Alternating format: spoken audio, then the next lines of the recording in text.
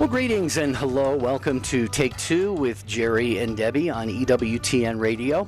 I am Jerry Usher along with my co-host Debbie Georgiani, the show team in place, but this is not a live show today. We are presenting a pre-record for you here on Take Two with Jerry and Debbie. And Debbie, I know it's one that our listeners are going to gain a lot from. We have had our guest today on with us in the past, always very, very popular programs, and we're going to be talking about some very important spiritual realities. He's written another book, Jerry, and it's, wow. I mean, he's on a roll with it, and it's amazing. Our dear friend and religious demonologist, Adam Bai, is with us, and his new book that's coming out September of this year, 2022, The Exorcism Files, True Stories of Demonic Possession. Wow, that's a very, very deep title. Mm-hmm. Yeah, excuse me. Adam's primary work is for the Catholic Diocese of Pittsburgh. He works in the Chancery and the Tribunal, and he is a Peritus, Catholic Church decreed expert on religious demonology and exorcism, and currently studying canon law as well. You mentioned his most recent book. He's had other books as well, and he does speaking events. We can tell you how to bring Adam out as a speaker, and he also does work with EWTN. He's been on a number of shows and also on the Station of the Cross. Adam, welcome back to Take Two. Thanks for being with us. Oh, thank you. It's wonderful to be back. Adam, you wrote this book. Why now? Why do you feel the need for us to read this book? What age groups should be reading it? What should we walk away with a better understanding? What should we be concerned about? You know, kind of share like the behind the scenes when you were processing, actually coming together with how to really present this to us.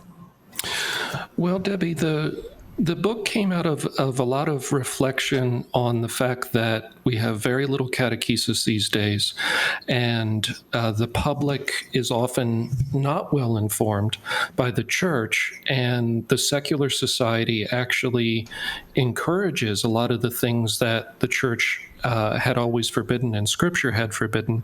And so, we're kind of in a strange situation where, as a Western Christian culture primarily, we're now kind of promoting things that are dangerous. And so the point of the book wasn't really to be, it's not at all to be scary or to just exploit the idea of exorcism, because people are always interested in that, but it's to tell teaching stories, real stories that illustrate why we want to avoid these problems. Because as you know, none of us like to hear, don't do that.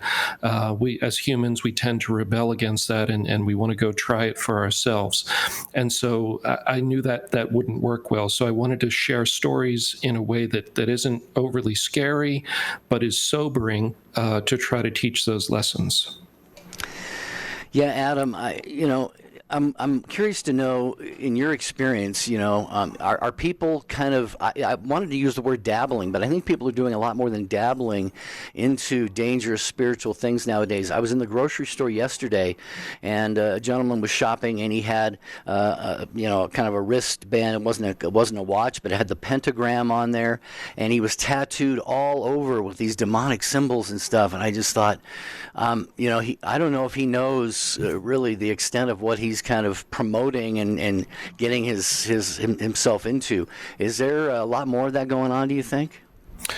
Yeah, I do think so, because I think the large and the small screen, the movies and the television shows for a few decades now have been kind of promoting the idea that these things are empowering, and, sometimes they'll exploit the idea of feminism to promote witchcraft, and, whereas the origin of modern witchcraft was anything but feminist.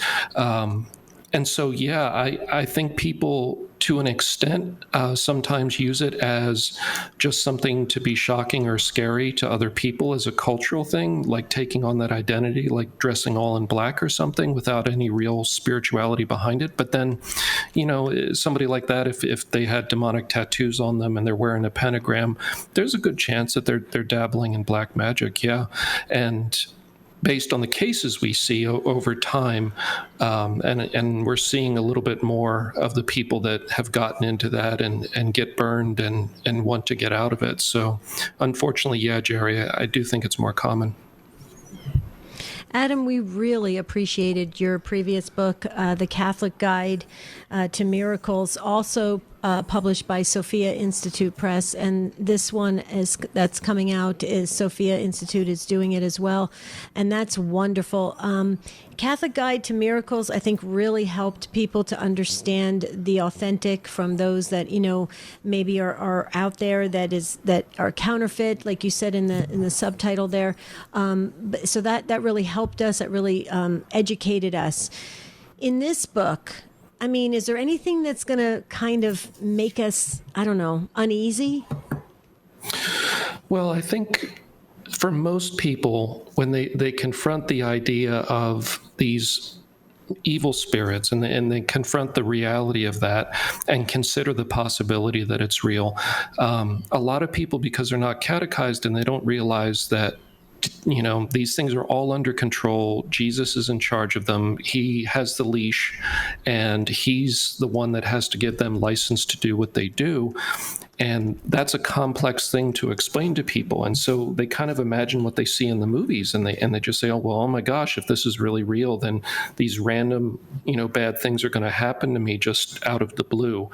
And the point of the book is that that's not the case. The point of the book is to empower you with an understanding of how it all works, and God's central role in it, that God, out of love for us, honors our free will and allows us to choose good or bad, and then we bear the weight of those choices.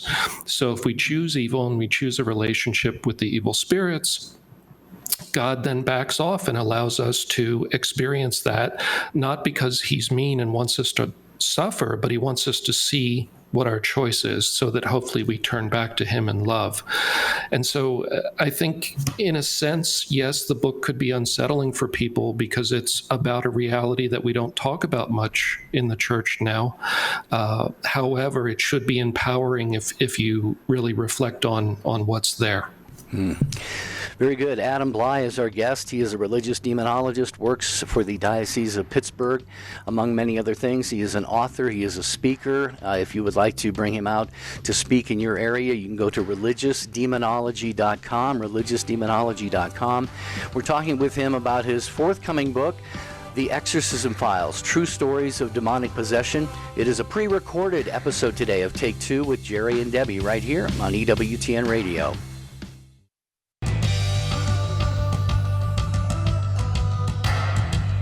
Thanks for being with us on Take Two with Jerry and Debbie on EWTN Radio. Jerry Usher with Debbie Georgiani. It is a pre-recorded episode of the program today. We're not taking your live calls, but we do believe that what is being presented with our guest Adam Bai is of significant interest to you, especially because we're talking about spiritual realities that, as Adam has pointed out, we all need to know about, be aware of, be cautious of, but not be afraid of, and really kind of basing this conversation on his new book, the forthcoming book, The Exorcism Files, True Stories of Demonic Possession. And Adam, one thing I would like to ask you about is we are looking at our culture today, and so much of it just seems to be, there's so much rage and hatred and violence and anger.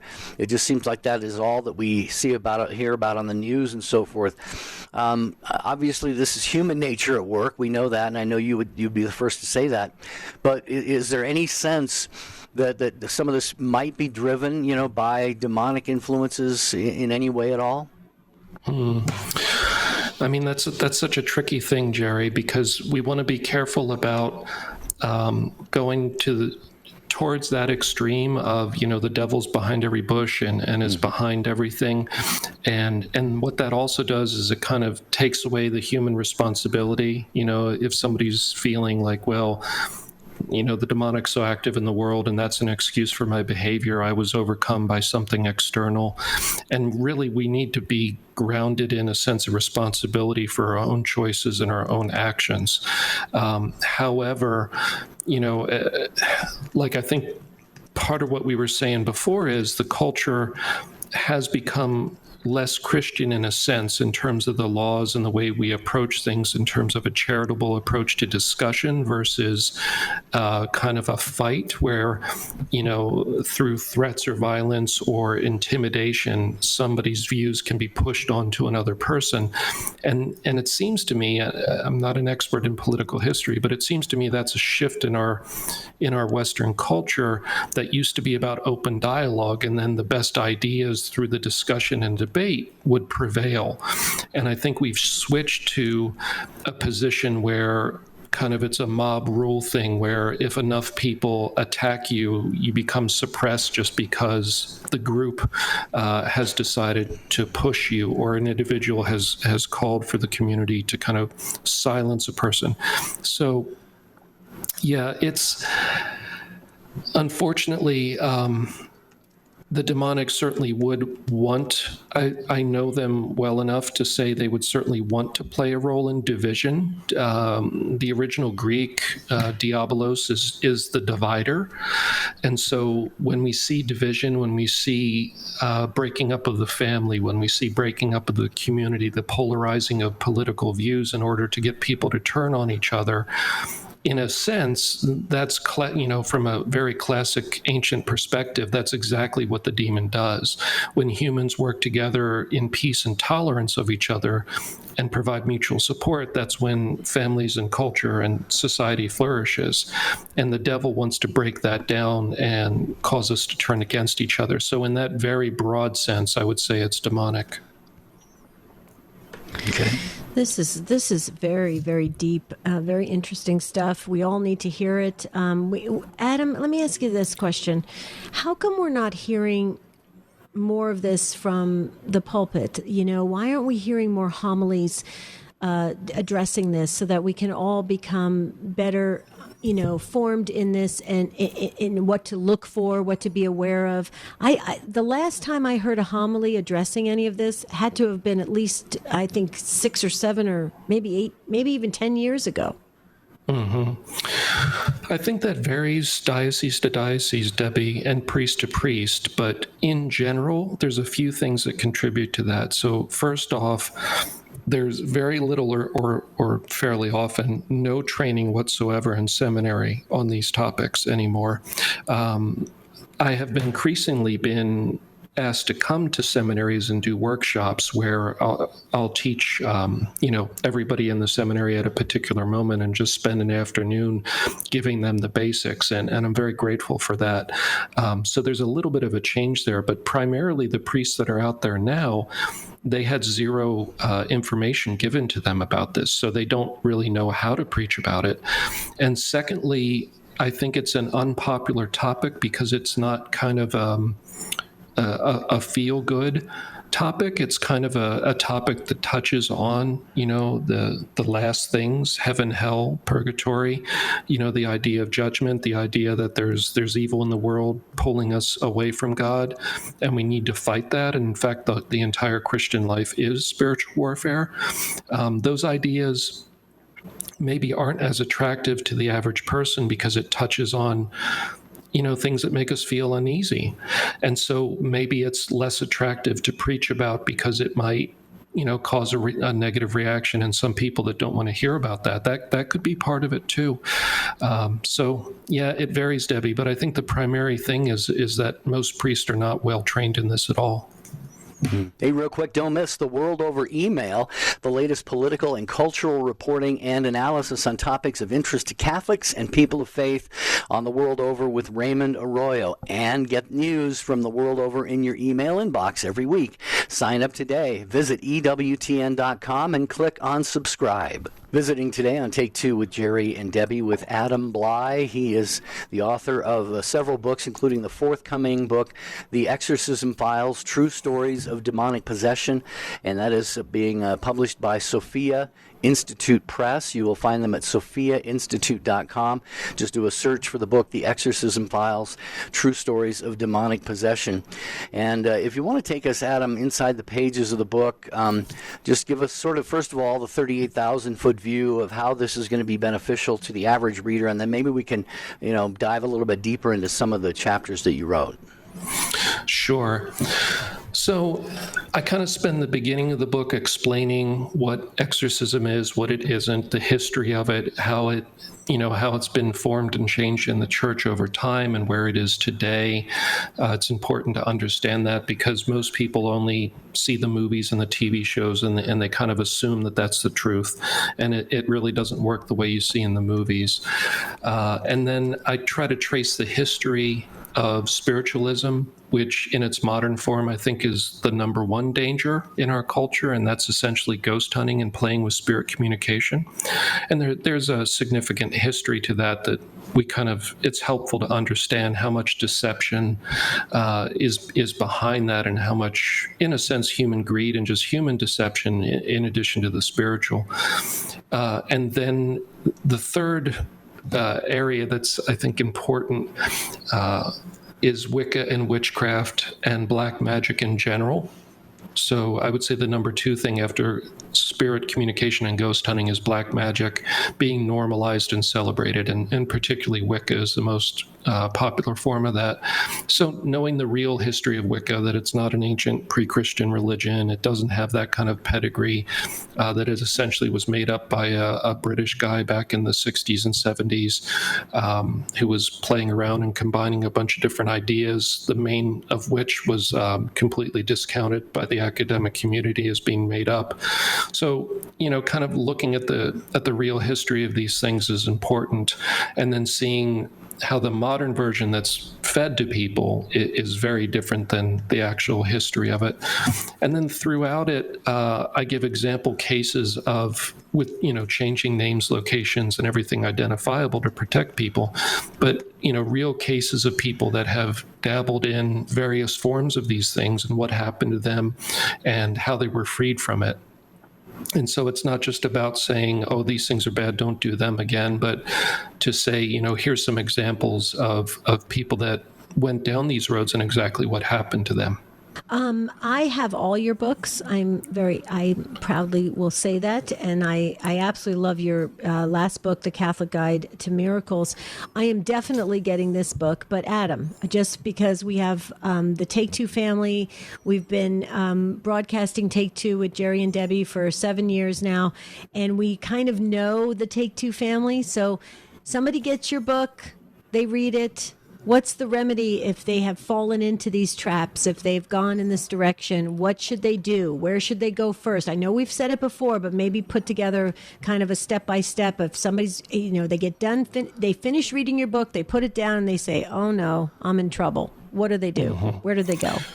Yeah, so the first thing is don't panic. So I've had many people, like after a talk, come up all in a fluster saying, I played with the Ouija board when I was 12 and, now I'm afraid I'm possessed or something. So number one is don't panic. Number two is if you're a Catholic Christian, take advantage of the sacrament of confession. And, if you've been seriously involved in black magic in some way, actual spell work, where maybe people got harmed or you made any kind of commitments, it may be good to make an appointment and talk it through with your priest, and discuss it in addition to confession, because you may want some deliverance prayers in addition to confession. But, if it was a minor thing and it happened a long time ago and you're not having any unusual symptoms or circumstances that are going on, you're probably fine and just confess it. If you've got things that you think are, kind of oppression or some spiritual attack on you or your life, then talk with your priest if you're a Catholic Christian and ask for some deliverance prayer in addition to confession. And if you're a Christian, not a Catholic Christian, you don't have the sacrament of penance, then repent as best you can between you and Jesus. Work with your minister, your spiritual leader on that. And that's the most important thing, Debbie, is closing that door.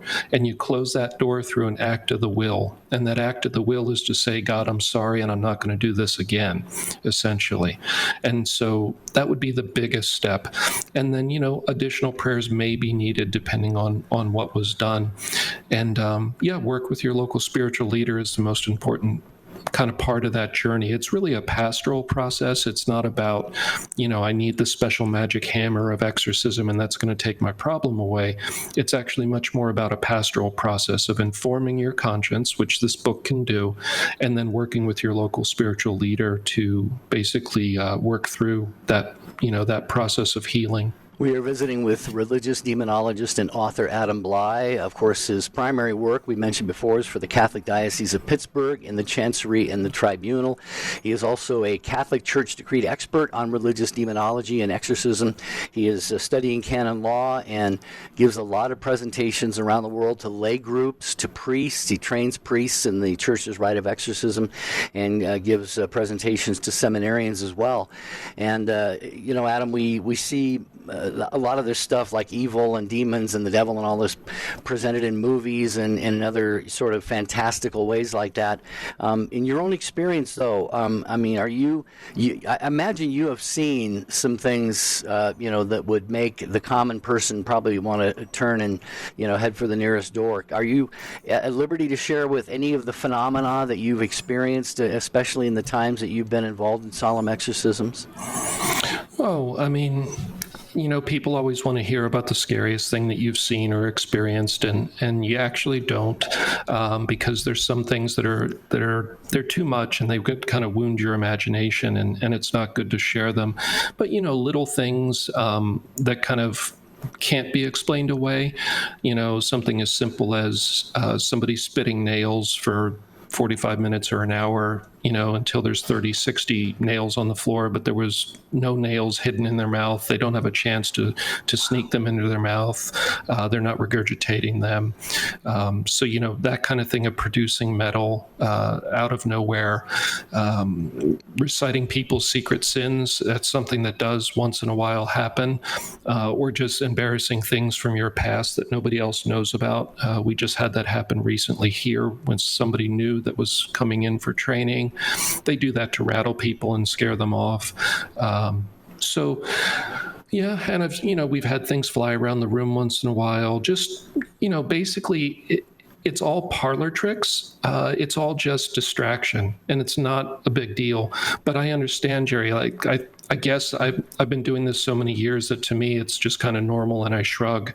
But I guess to the average person, if they saw that actually happen and realized that's not just made up, I can't explain that away. It would be a conversion experience. Would be the positive way to look at it, Jerry, and that's what we see with people that get into the exorcism ministry.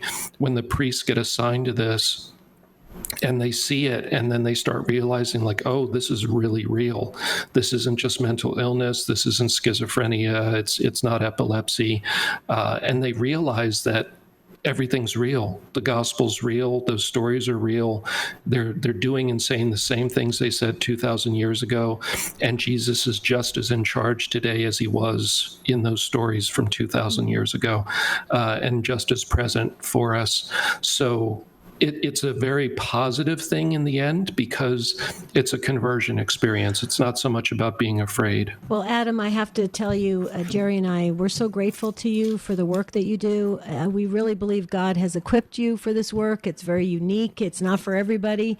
And blessings to you, prayers heading your way always.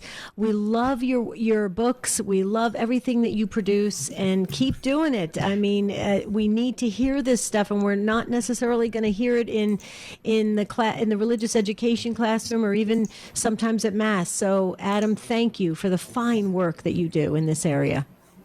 Oh, thank you, Debbie. And it's all Jesus. I don't deserve any credit. I only get credit for the errors. But but thank you for saying that. Very good. I mentioned you can book Adam for a speaking engagement. Just go to religiousdemonology.com and click on the speaking tab, and you can bring Adam out to your church, your parish, your mission, your retreat, what have you. We want to thank you, Adam, for being on with us here on Take Two with Jerry and Debbie on this very special pre-recorded broadcast of the program.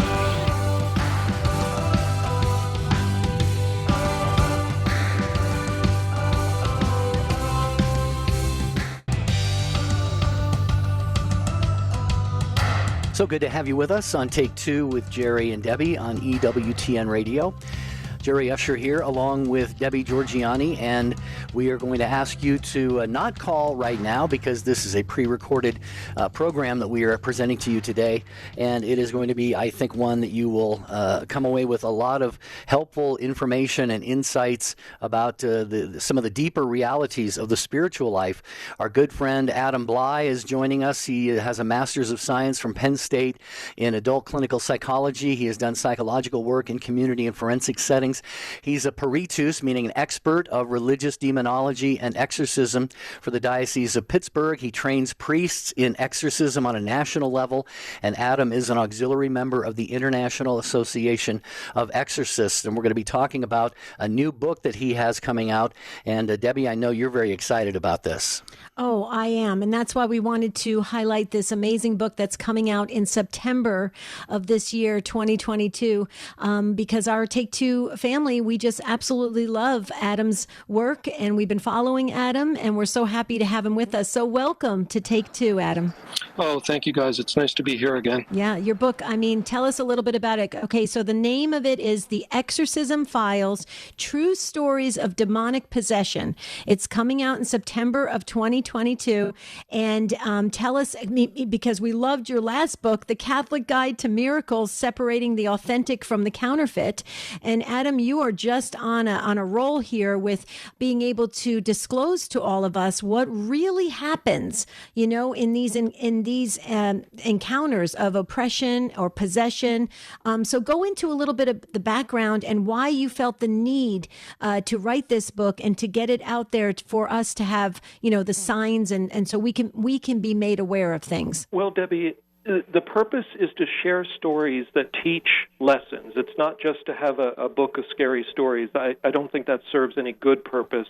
But what this is trying to do is share the things that we see in real cases through the years that have caused people problems and tell the story of the case, not just gory details of the exorcism. I don't get into that very much at all. But the background of the case, how the person got into trouble, how the problem developed, because that, I think, is going to reach people better than just saying, don't do this or that. Because I've noticed over the years when people bring up different practices or different things that they've dabbled in, they don't really respond well to, you shouldn't do that. Versus when we hear a story of something that happened to somebody else, maybe it works a little bit better and gets through to us. Well, I know, Adam, in the book, you address things like, how engaging in mind control, ghost hunting, things like that, flirting with evil. It seems like there's a real obsession with a lot of that stuff on the part of so many people today, getting into, exposing themselves to some real dangers. I, for one, I would have no interest in getting close to any of that. But you yourself, you find yourself in the midst of this so often. Talk about, just real quickly here, give our listeners a snapshot of how it is that the Lord called you, a layman, to be involved in this work, and how that has impacted your life since you've been involved with it. Well, Jerry, I got drawn into this in about 2005, 2006, because I was curious whether any of these strange experiences people would report were real or if they were mental illness or just something with the brain. And I started by kind of looking more psychologically at cases for the Pittsburgh Diocese and a few other dioceses, but I quickly bumped into an actually possessed person and realized that none of the psychological techniques that I knew made it make sense, nor had any impact on what seemed to be that possessing spirit. And so when I realized it was a real spiritual phenomenon, I figured, well, then you either devote your life to that or you try to live and pretend it's not out there. And so I decided to go down that road, and the Lord's been opening doors. I work full-time for the church, have for many years, helped different bishops across the country, teach workshops at seminaries, help train exorcists. And if anything, it's accelerating, Jerry, which is strange. I would think as a layperson, maybe the Lord used me to help, bring the ministry back over these last 15 years, because we had very few exorcists. But it seems that he still has more work for me to do, so I'm just going to be obedient as long as I can. Evil is spreading so much in the world today. Do you find there's an increasing need for, say, exorcists or, the sort of pastoral care of people who are finding themselves either, maybe not possessed but oppressed or, demonic influences in their lives? Is there an increasing need for these kinds of pastoral services in the church and in the world today? I believe so, and I say that based on the number of bishops that have asked us to help train their priests that are becoming exorcists, and that seems to be increasing in the last few years. There's certainly been an uptick in general over the last 15 years, and the USCCB has even, recognized that back in 2011. I believe they had a special session on exorcism. So, there's, in this generation, there's an increase, and I think that's not about evil getting stronger. That's about people are less religious, and they're dabbling in the occult and in the New Age because they still have a need for spiritual experiences in life, and they're not getting it in church anymore. So they're dabbling with things that purport to offer spiritual fulfillment and relief and everything else, but these systems are not based on Jesus Christ. They're not based on any real religious foundation. They're usually more of a, I think I'm a good person, and so I'm wonderful, and the universe loves me, and kind of I'll get whatever I wish for. It's a very kind of hedonistic approach in the New Age. And so I think what we're seeing is these demons are real. They've always been real. They're recognized by every world religion, though we have the full understanding of them through the Catholic faith and through Jesus.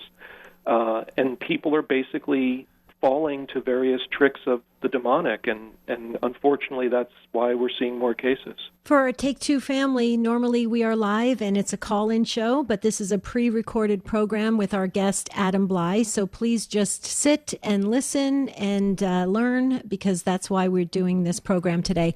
In the book, I know you talk about it in the book, the key signs of diabolic possession and how they differ from those of oppression, and Jerry touched upon it. Tell us the difference between possession and oppression and the other levels of demonic activity so we can understand it, so we just don't automatically say, oh, that person is possessed. To understand this, we have to remember that the church looks at this phenomenon because people are approaching the church and saying, I think I need an exorcism, or I've got some kind of problem, please help me. And then the church says, okay, we're going to discern, we're going to figure out, not discern in the charismatic sense, but discern in the rational sense. We're going to try to figure out what this problem is. We don't just do exorcisms because people tell us to. And that's the way the law of the church is. So the church is looking at people that are requesting help. There could be people out there in the world that are willfully engaged with the demonic that aren't requesting help, that could be possessed and not show these signs openly out in the public because they're cooperating with that spirit. So we're kind of looking at a subset of people that are in distress and they're approaching the church. And then the church says, well, there's kind of 4 classic signs that we would need to document some of these before we have what's called moral certainty that the person's actually possessed. It's not enough that a person growls or says, I'm hearing voices, because that's often schizophrenia. But the 4 classic signs are knowledge of all languages, and so, either speaking or understanding languages the person doesn't know, and generally we do a number of them when we do that test, not just one, because somebody may have picked up a little bit of a language along the way. The second one would be reacting to the holy, or knowing what's holy. So you could put 8 bottles of water on the table, one of them's been blessed. The person every single time will pick out the one that's blessed and say, that one's hot, I don't want to touch it. Spiritually hot, not temperature. And you can do that with many other things, but basically knowing what's holy and being repelled by it. The third one would be knowledge of hidden things. And this is what you see in the movies when the demon says, oh, I know your sins, you shouldn't be here, we know what you did last summer, kind of thing. And an important caveat there is the devil can't bring up any sin that's been confessed. Confession is incredibly important, and it basically takes it off the table. It's either removed from his memory or God doesn't allow him to bring it up, but basically it's gone. So knowing hidden things, sometimes it's sins, and sometimes it's just normal hidden things that person couldn't possibly know. And then the fourth one is strength beyond their state in life physically. So a person who's not a big bodybuilder, just a regular, middle-aged person, has the strength to throw 5 men around the room for the hours that are going on and have just tremendous strength. And it's not just a burst of adrenaline, but hours later they're still going and everybody else is exhausted and they're showing no signs of tiring. And so those are the 4 signs. The most common one we use is the languages, and then usually the demon will tip its hand and show hidden knowledge to us kind of along the way. Adam Bai with us on Take Two with Jerry and Debbie here on EWTN Radio. Our thanks to Ace McKay, our producer, for putting this pre-recorded segment of this program together for us. Adam has a new book coming out in September. It's called The Exorcism Files, True Stories of Demonic Possession. Adam is a peritus, an expert in religious demonology, works for the Diocese of Pittsburgh, has been involved in many, many solemn exorcisms, and in fact trains priests in the Church's rite of exorcism. And I know there are a lot of things, Adam, that people do and we can do and engage in that we don't really maybe realize we're setting ourselves up for possible, evil to enter into our lives, like dabbling in the occult and things like this. What are some trends today that you see? I know there's a lot of things with young people going on where they don't really realize the danger they're putting themselves in. How real are some of these things and the dangers that they present? The biggest thing that I'm seeing, Jerry, is it's kind of an extension of the paranormal TV craze that's still going all these years later, and that is some of the YouTube-based shows, which is really where kids watch TV more now than anything else. They watch YouTube on their phones. There's a lot of these kind of young groups of people that are going around to famously haunted places, and they're doing the typical ghost hunting things, but they're now becoming very, very dark. They're specifically looking for demonic spirits. They're looking to be scratched. They're looking for, scary growling sounds, things that just are more demonic and more terrifying to people because it gets them more views. And the big problem with ghost hunting, to sum it up quickly, is number one, necromancy is forbidden by God. And in the Bible it says God finds that abhorrent, and that means calling up the dead to try to talk to them. So when you say, give me a sign of your presence, by definition, you're doing necromancy. And you might say, well, it's not in the 10 Commandments, but it actually is. The first commandment says you put God first and you love God completely. And when you're turning to a spirit other than God, you're telling God, I don't trust you, I'm not going to wait on you, I want comfort about the afterlife from this other spirit, and I'm going to start asking it questions and get guidance from it in some way. And so you've broken your friendship with God, and you've started a friendship with this deceptive spirit. That's not going to be a saint. It's not going to be a poor soul in purgatory.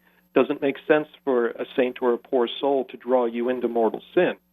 And so basically these ghost hunters are playing with demons that often will pretend to be dead people, and they're forming a relationship with them. And I can tell you, we don't have time for all the details, but I know a lot of the paranormal celebrities personally from knowing them over the years, and a lot of them have had bouts of serious trouble in their lives from doing this kind of work, but TV doesn't show you that part. So basically, Jerry, I would say the biggest trend right now that young people don't understand is that ghost hunting isn't safe, and trying to find demons and ask for demonic manifestations, which is how dark it's getting, obviously is not good. So you're saying you choose that action to go down that road, you're choosing the consequences as well, Adam, which is that's not good. So yeah, that's a problem. Adam, a lot of people say, well, I have holy water, that can help the sacramentals, blessed salt.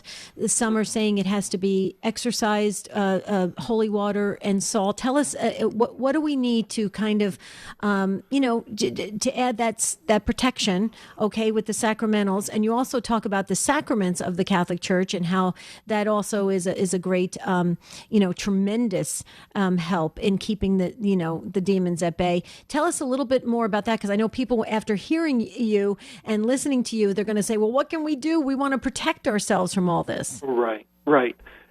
And so we have passively absorbed a lot of Protestant theology into our understanding of deliverance work in the Catholic Church, because really for a generation or two we weren't doing much of it, and the Protestants were writing the books.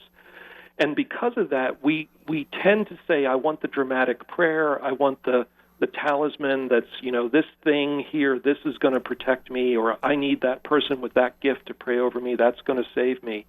Whereas as Catholics, the foundation of deliverance for us is in the sacraments. It's in confession and the Mass. And those two free more people of far more problems than anything else.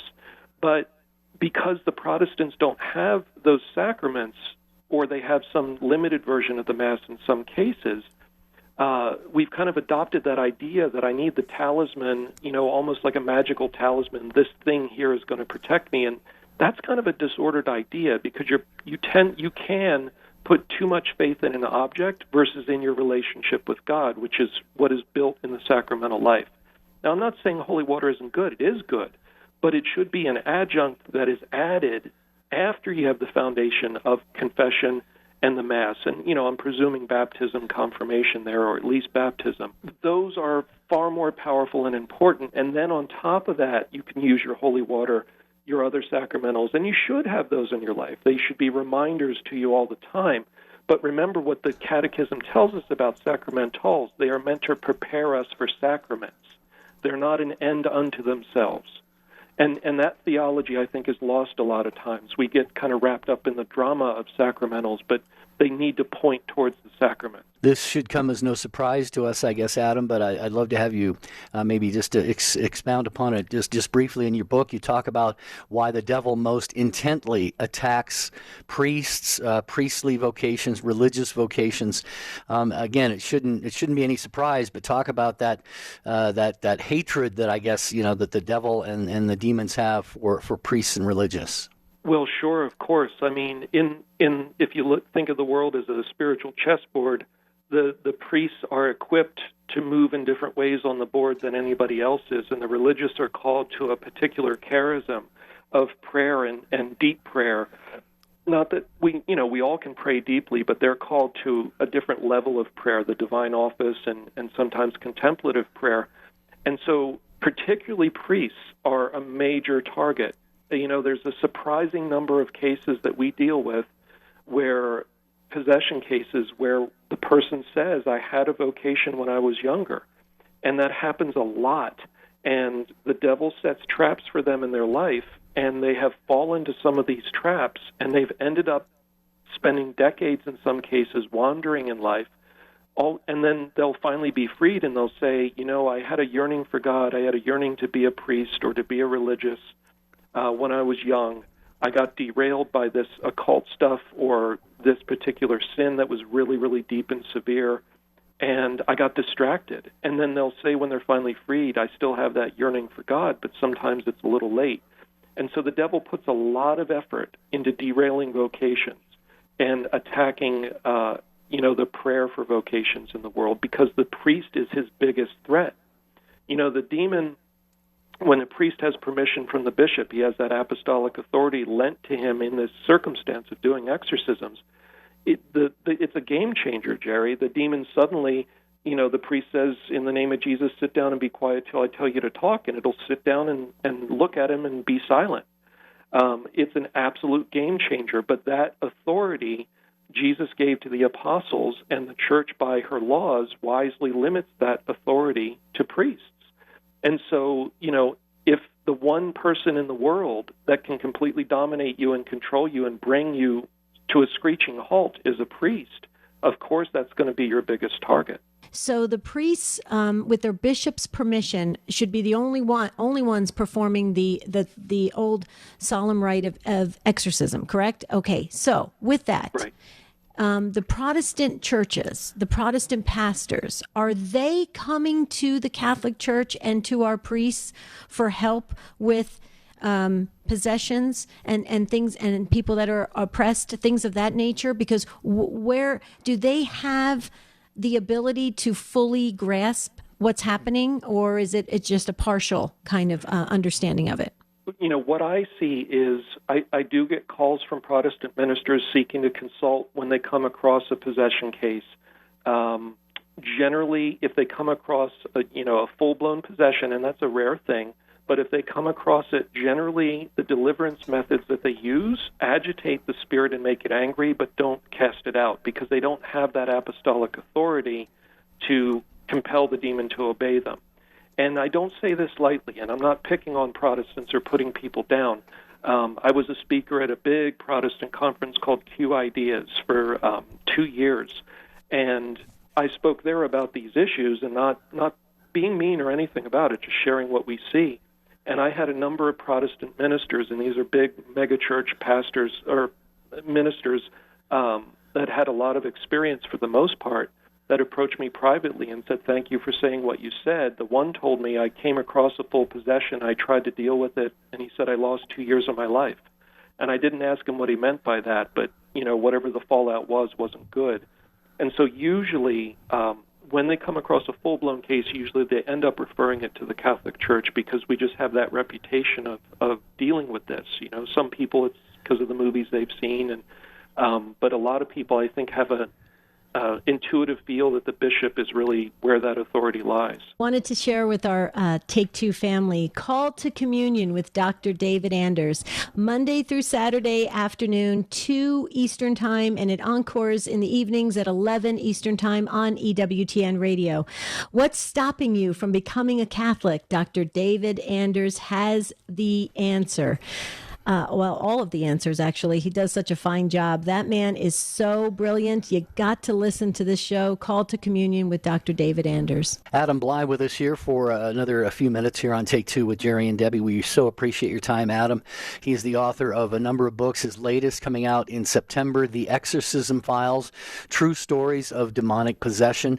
It has been a fascinating and enlightening conversation. And Adam, I know that we've talked about this before, and you're very, very big on assuring people that if we live in a state of grace, live the sacramental life, have a life of prayer, there's no need to be fearful. Even though evil is all around us, the devil is real, like you said earlier. Demons are real. They want to take us to hell. They will do everything they can to accomplish that. But it's not something we don't need to live our lives in fear. Talk a little bit about how just remaining centered in Christ and the life that He has for us is a reason for not falling into fear or despair. This topic is kind of like talking about bacteria. You never think about bacteria, that it's everywhere and that some of it's dangerous and, you can get sick from it. But when you learn about it in life and then you realize, oh my gosh, everything's covered in bacteria, and having the pandemic just now, we're all kind of mindful of that, viruses and bacteria. It's kind of like that. It's this invisible thing. It can be a problem, but you kind of realize it's always been there. It's always all over everything. And these spirits are the same way. They've always been with humanity. They've been tempting you your whole life. That's their ordinary activity, and that's what Jesus allows them to do. They're not doing anything that Jesus hasn't given permission for them to do. If you look at the book of Job, it's spelled out clearly. God has to give them permission for how far they go with things. The people that get in this kind of extraordinary trouble, Jerry, are people that are playing with black magic. They're going deep into Reiki. They're going deep into weird energy healing systems, manipulating energy. They're playing with witchcraft and Satanism. People are going really deep into this stuff by the time they get possessed. The average person is never going to encounter it. And certainly if you're living a sacramental life and living in a state of grace, and we all know that means you don't violate the 10 Commandments, willfully, you have nothing to worry about. So, be at peace about that. This is kind of, we're talking about an extraordinary thing that the Church does address, but the regular healthy Catholic life, you don't have to worry about this really at all. So, Adam, you go to a party or a shower or wedding celebration or something like that, and they have tarot card reading or, something of that nature. And you think, oh, I'm just, it's just fun. I'm just dabbling. But, we talked about that. You make these choices. There's consequences attached to that, based on what could happen. What should the average person that kind of just maybe, I don't even want to use the word dabble in it, but just gets some kind of exposure to things like yoga and Reiki and Ouija boards and stuff like that, best way to remedy that? Go to confession? Tell us. Yeah, you really do need to go to confession, because any form of divination, which tarot cards is a form of divination, is seeking to know the future. And Scripture tells us that we are to trust in the providence of God. We are not to seek knowledge of the future, which only God the Father knows. So you're kind of appealing to spirits for for lies or partial lies about the future, where they're just going to go manufacture the thing they predict and make it seem like they knew the future. But you have stepped into, again, a roundabout violation of the first commandment, because you're telling God, I don't trust you. I want hidden information about my future from this other spirit. And God's not going to speak through those tarot cards because he forbids divination in the Bible. Excellent, Adam. We know you have a lot of things to be on your way to do today, so we thank you for your time on this interview. I want to point people to your website if they have further interest in learning of your work and the things that you do. It is religiousdemonology.com. Adam Bai, religiousdemonology.com. I know it's on Amazon and perhaps other places as well. The Exorcism Files, True Stories of Demonic Possession, coming out this September by Adam Bai. Adam, thank you so much for your time today. We appreciate it. It's always great to get caught up with you, especially have you on our program. Thank you so much for all that you're doing. Oh, and thank you guys, and God bless your listeners. We sure hope the Take Two family really appreciated this pre-recorded broadcast. We'll have another show planned for you tomorrow, and until then, have a beautiful and blessed day. We ask St. Joseph, please pray for all of us.